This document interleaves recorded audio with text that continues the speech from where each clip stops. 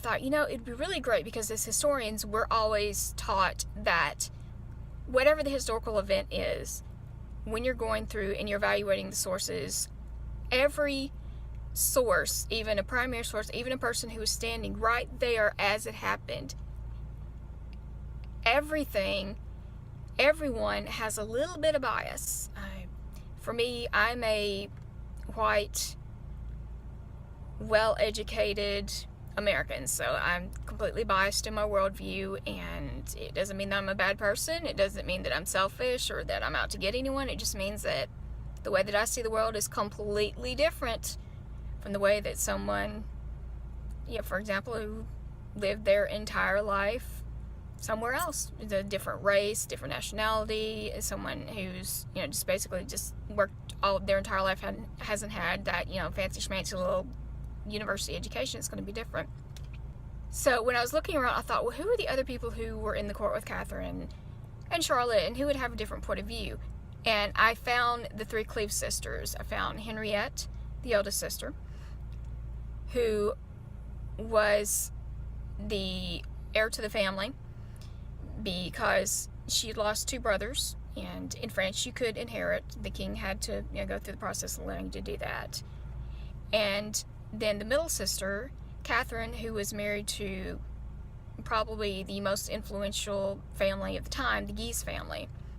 And the youngest sister, Marie, who was married to her first cousin, the Prince de Condé, who was also a Bourbon. So I looked at their three wiki pages, and then as I did more kind of a serious history, and I started looking at other sources, I realized that these three women had experienced these traumatic, life-changing experiences that Charlotte had.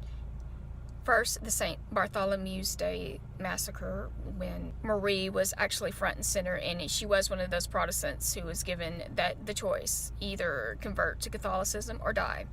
And the second was the, as I like to call it, the scapegoating of Molay and Coconais, the two men who were the lovers of Margot and Henriette de Cleves, who were basically the lowest men on the rung, who were executed in order to allow Henry of Navarre and Catherine de Medici's youngest son to get off scot-free, because somebody had to take the blame. We had to make an example of somebody. Let's put the people down on the run. And then there's another example of just, depending on how influential you are, your life might be worth nothing, might be worth a lot. The third instance, which I really know really shaped Charlotte, and she's well known for, is for being the mistress of the Duke de Guise.